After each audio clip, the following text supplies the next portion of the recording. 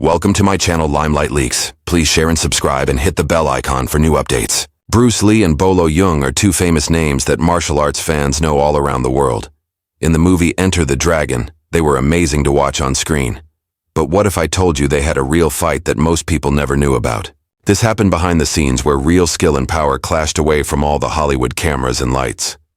Today we're talking about Bruce Lee's real fight with Bolo Yeung that you missed.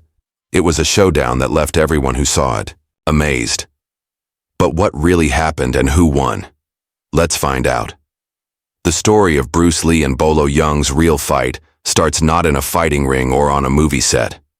It begins in the creative process behind one of the most famous martial arts movies of all time, Enter the Dragon. This movie came out in 1973 and was Bruce Lee's greatest work. But behind the scenes there was a fight scene that never made it to the movie screen. Bruce carefully planned an amazing showdown between his character and Bolo.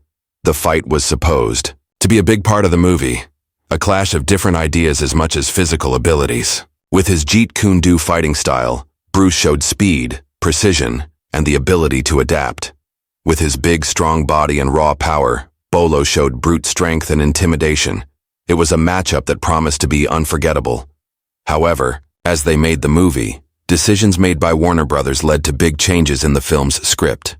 Bolo Yeung's role was cut way down, and the fight scene that Bruce had planned was removed entirely. The decision to reduce Bolo Yeung's role and cut the planned fight scene was a smart move by Warner Brothers. They wanted to make the story simpler and focus more on Bruce Lee's character and his final showdown with the film's main bad guy, Han. Han, the mysterious and cruel crime lord, was the center of the film's plot. His character represents the ultimate challenge for Bruce Lee's main character.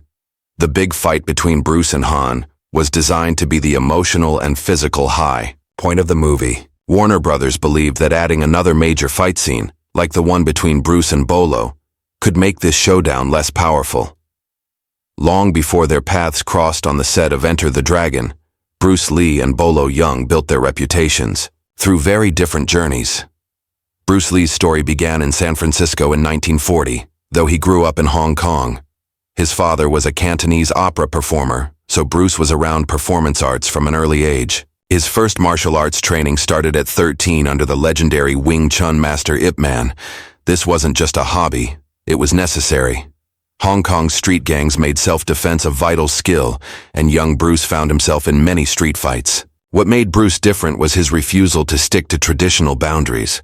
While most martial artists dedicated themselves to a single style, Bruce began questioning limitations. He studied boxing, fencing, and various other combat forms. He took what worked and threw away what didn't. This revolutionary approach would eventually lead to the development of Jeet Kune Do. At 18, Bruce returned to America with just $100 in his pocket. While attending the University of Washington, he supported himself by teaching martial arts. His approach was controversial among traditional martial artists who viewed his willingness to teach non-Chinese students as disrespectful. Bolo Yeung's journey began in Guangzhou, China. Born in 1946, his path to martial arts stardom couldn't have been more different. While Bruce questioned traditions, Bolo immersed himself in them. He began training in classical Chinese martial arts as a child. However, Bolo's physical development took an unexpected turn when he discovered bodybuilding. By combining intense strength training with his martial arts background, he developed an extraordinarily muscular physique that became his trademark. By 20, he had already won the Mr. Hong Kong bodybuilding champion title, holding it for 10 years. Bruce's journey back to Hong Kong came after facing barriers in Hollywood. Despite creating the concept for the TV show Kung Fu, he was passed over for the lead role. Returning to Hong Kong, he quickly became a superstar in films like The Big Boss and Fist of Fury. By the time Warner Brothers decided to produce Enter the Dragon, these two men had established themselves as forces in martial arts cinema through entirely different paths. Bruce had become a philosophy-driven innovator, while Bolo had perfected his role as the embodiment of traditional power. To fully understand the real fight between Bruce Lee and Bolo Yeung, we must look at these two martial arts legends' unique attributes and fighting styles. Their physical and technical differences represented two distinct philosophies of combat. Standing 5'8" and weighing around 141 pounds, Bruce Lee embodied speed, precision, and efficiency. His lean, muscular frame resulted from years of rigorous training. Bruce's physique was not built for show. It was designed for function. Every muscle, every movement was optimized for combat. His Jeet Kune Do philosophy emphasized adaptability, using the most direct and efficient techniques to overcome an opponent. Bruce's speed was legendary. He could deliver a punch or a kick in the blink of an eye, often before his opponent could react. However, Bruce's physical attributes were only part of what made him formidable. His mental sharpness was equally impressive. Bruce was a master strategist, able to read his opponent's movements and anticipate their next move. He believed in being like water, fluid, adaptable, and capable of flowing around obstacles. On the other hand, Bolo Yeung was a raw strength and endurance powerhouse. At 5'6" and approximately 154 pounds, Bolo's physique starkly contrasted with Bruce's lean frame. His muscular build resulted from years of bodybuilding and weight training, giving him a level of physical power that few could match. Bolo's strength wasn't just in his arms or legs, it was his entire body. He could deliver devastating blows with his fists, elbows, and knees. Bolo's fighting style was rooted in his physicality. He relied on his strength to overpower opponents, using his size and power to dominate the fight. His approach was straightforward but effective. Close the distance, land heavy strikes, and wear down his opponent through sheer force. The contrast between Bruce and Bolo was not just physical, but philosophical. Bruce's Jeet Kune Do was about efficiency and adaptability, while Bolo's approach was about raw power and dominance. Bruce's speed and precision gave him a tactical advantage. He could dart in and out of range, landing quick strikes before retreating to safety. His ability to control the pace of the fight allowed him to dictate the terms of engagement. Bolo relied on his strength to impose his will on the fight. While this approach could be highly effective in shorter encounters, it posed challenges in a prolonged fight. Bolo's muscular frame required significant energy to maintain, which could lead to fatigue over time. The sparring match between Bruce Lee and Bolo Yeung may have happened off-screen, but their on-screen roles in Enter the Dragon were pivotal to the film's success. Bruce Lee was the heart and soul of Enter the Dragon. As the protagonist Lee, he embodied the ideals of discipline, honor, and justice. His character was a skilled martial artist recruited by a secret intelligence agency to infiltrate a martial arts tournament hosted by the enigmatic crime lord Han. Bruce's role in the film was more than just that of a hero. He symbolized martial arts philosophy. His character's journey reflected Bruce's real beliefs, his commitment to self-improvement, respect for his opponents, and unwavering sense of justice. Every fight scene was infused with Bruce's philosophy, making his character a true extension of himself. One of the most iconic aspects of Bruce's role was his fight scenes. Each was meticulously choreographed to showcase his physical prowess and innovative martial arts approach. The mirror room fight in particular remains one of the most celebrated sequences in cinematic history. On the other hand, Bolo Yeung played a very different but equally important role. As Bolo, Han's fierce and intimidating henchman, he embodied raw power and menace. His character was a stark contrast to Bruce's, brutal, ruthless, and unrelenting. Bolo's presence added tension and danger to the film, making him a memorable antagonist despite his limited screen time. Bolo's role may have been smaller than originally planned, but he made every moment count. His physicality and intensity left a lasting impression, and his fight scenes were a highlight of the film. His character's menacing aura contributed to the film's sense of stakes and urgency. Interestingly, the cut fight scene between Bruce and Bolo would have added another layer to this dynamic. It would have been a clash of philosophies, a physical manifestation of the film's central conflict. While the scene never made it to the final cut, the sparring match off-screen was a real-life counterpart to this on-screen rivalry. The set of Enter the Dragon wasn't just another film production, it was an unprecedented gathering of martial arts talent. While Bruce Lee and Bolo Yeung commanded attention with their contrasting physiques and styles, they were surrounded by legitimate martial artists who witnessed the building tension between these two icons.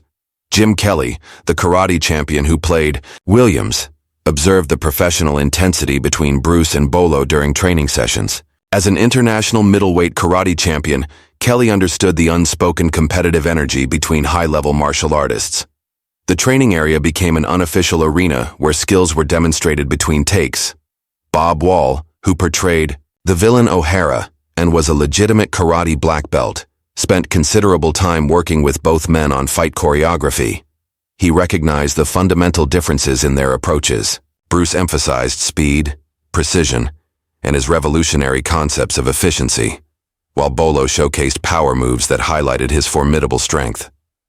The contrast became even more apparent during filming breaks when martial artists would gather to exchange techniques. Sam Hung and Jackie Chan, working as stunt performers before their later stardom, watched attentively as Bruce demonstrated his lightning-fast kicks and one-inch punch. Meanwhile, Bolo would showcase feats of strength, leaving even these seasoned martial artists in awe. Anyone observing could see the fundamental difference: Bruce's explosive speed versus Bolo's raw power, each man silently making his case for superiority.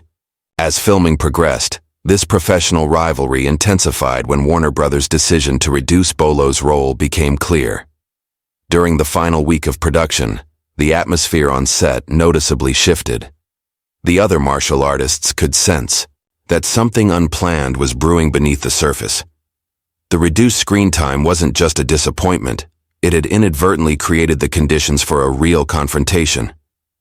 Bolo did something bold. When the fighting scene was cut from the film, he challenged Bruce Lee to a real sparring match. Bruce, never wanting to back down from a challenge, accepted without hesitation. This wouldn't be a choreographed movie fight. This was going to be raw, unfiltered, and real. The two men stepped into the ring, not as actors, but as martial artists, ready to test their skills against each other. Bruce Lee, ever the strategist, started the fight by using his speed to control the pace. He moved with the fluidity of water, darting in and out of range, landing quick strikes before Bolo could react. Bruce's movements were unpredictable, a hallmark of his Jeet Kune Do philosophy. He didn't rely on fixed patterns but adapted to Bolo's movements, exploiting openings and creating opportunities. His strikes were precise and calculated, targeting vulnerable points. Bruce's goal was clear: to wear Bolo down through speed, precision, and relentless pressure. Bolo Yeung relied on his raw power to impose his will on the fight. His approach was straightforward but effective: close the distance and use his strength to overwhelm Bruce. Bolo's strikes were heavy and forceful, each one with the potential to end the fight. He aimed to land a decisive blow that would shift the momentum in his favor. However, Bruce's agility and speed made this a difficult task. Every time Bolo tried to close the distance, Bruce would evade, counter, and retreat, leaving Bolo frustrated and off balance. As the fight progressed, the difference in their conditioning became apparent. Bruce's lean physique allowed him to maintain his speed and precision, while Bolo's muscular frame began to take its toll. Carrying so much muscle mass required tremendous energy, and Bolo's movements slowed. His strikes, once powerful and explosive, became sluggish and predictable. By the 10-minute mark, Bolo was visibly fatigued. His breathing was heavy, his movements labored, and his strikes lacked their earlier power. Bruce, sensing an opportunity, began to press the attack. He increased the fight's tempo, landing rapid combinations and forcing Bolo to defend. Bruce's ability to maintain his speed and precision over an extended period was a testament to his rigorous training regimen and emphasis on functional strength and endurance. Bolo, despite his fatigue, continued to fight back. His determination and resilience were evident, but the physical toll was becoming too much to bear. Every time he tried to mount an offensive, Bruce would counter with a flurry of strikes. The fight had become a test of endurance, and it was clear that Bruce had the upper hand. In the end, Bolo had to concede. He simply couldn't keep up with Bruce's relentless pace. The fight had taken everything out of him, and he was physically spent. Bruce, on the other hand, seemed to be just getting started. The fight's outcome was a testament to Bruce's superior conditioning and ability to maintain his speed and precision over an extended period. This sparring match was more than just a physical contest. It was a validation of Bruce Lee's martial arts philosophy. His emphasis on functional strength, speed, and efficiency proved to be the deciding factor. The sparring match between Bruce Lee and Bolo Yeung was a revealing moment that shed light on both fighters' strengths and limitations. While the fight's outcome was decisive, it offered valuable insights into martial arts principles and the importance of conditioning, strategy, and adaptability. For Bolo Yeung, the fight was a humbling experience. His raw power and muscular physique had always been his greatest assets, but the sparring match exposed a critical weakness: endurance. Carrying so much muscle mass required tremendous energy, and as the fight progressed, Bolo's movement slowed, his strikes lost their power, and his ability to defend himself diminished. This was not a reflection of his skill or determination, but rather a limitation imposed by his physicality. Bolo's strength was undeniable, but it came at a cost. His muscular frame, while impressive, was not built for prolonged combat. However, it's important to note that Bolo's performance was still remarkable. Lasting 10 minutes in an intense sparring match against Bruce Lee was no small feat. Bolo's resilience and determination were evident throughout the fight. While he may have lost the match, he gained a deeper understanding of his limitations and areas where he could improve. For Bruce Lee, the fight validated his martial arts philosophy. His emphasis on functional strength, speed, and efficiency proved to be the deciding factors in the match. But beyond the physical aspects, the fight highlighted Bruce's mental acuity and strategic brilliance. His ability to read Bolo's movements, anticipate his strikes, and adapt his tactics mid-fight was a testament to his mastery of Jeet Kune Do. So what do you think? Was Bruce's speed and technique always destined to win the day? Let us know your thoughts in the comments below, and don't forget to like and subscribe for more deep dives into martial arts history. Counter with a flurry of strikes, forcing Bolo back on the defensive. The fight had become a test of endurance, and it was clear that Bruce had the upper hand. In the end, Bolo had to concede. He simply couldn't keep up with Bruce's relentless pace. The fight had taken everything out of him, and he was physically spent. Bruce, on the other hand, seemed to be just getting started. His energy levels were still high, and his movements remained sharp and precise. The fight's outcome was a testament to Bruce's superior conditioning and ability to maintain his speed and precision over an extended period. This sparring match was more than just a physical contest. It was a validation of Bruce Lee's martial arts philosophy. His emphasis on functional strength, speed, and efficiency proved to be the deciding factor in the fight. While Bolo's raw power was impressive, it was no match for Bruce's relentless pace and precision. The fight highlighted the importance of endurance in martial arts, a lesson that resonates with fighters today. The sparring match between Bruce Lee and Bolo Yeung was a revealing moment that shed light on both fighters' strengths and limitations. While the fight's outcome was decisive, it offered valuable insights into martial arts principles and the importance of conditioning, strategy, and adaptability. For Bolo Yeung, the fight was a humbling experience. His raw power and muscular physique had always been his greatest assets, but the sparring match exposed a critical weakness: endurance. Carrying so much muscle mass required a tremendous amount of energy, and as the fight progressed, Bolo's movement slowed, his strikes lost their power, and his ability to defend himself diminished. This was not a reflection of his skill or determination, but rather a limitation imposed by his physicality. Bolo's strength was undeniable, but it came at a cost. His muscular frame, while impressive, was not built for prolonged combat. The fight revealed that raw power alone was not enough to secure victory in a battle of endurance. However, it's important to note that Bolo's performance was still remarkable. Lasting 10 minutes in an intense sparring match against Bruce Lee was no small feat. Bolo's resilience and determination were evident throughout the fight, and his ability to push through fatigue spoke volumes about his character. While he may have lost the match, he gained something equally valuable: a deeper understanding of his limitations and the areas where he could improve. For Bolo, the fight was a learning experience that shaped his approach to martial arts in the future. For Bruce Lee, the fight validated his martial arts philosophy. His emphasis on functional strength, speed, and efficiency proved to be the deciding factors in the match. But beyond the physical aspects, the fight highlighted Bruce's mental acuity and strategic brilliance. His ability to read Bolo's movements, anticipate his strikes, and adapt his tactics mid-fight was a testament to his mastery of Jeet Kune Do. So what do you think? Was Bruce's speed and technique always destined to win the day? Let us know your thoughts in the comments below, and don't forget to like and subscribe for more deep dives into martial arts history.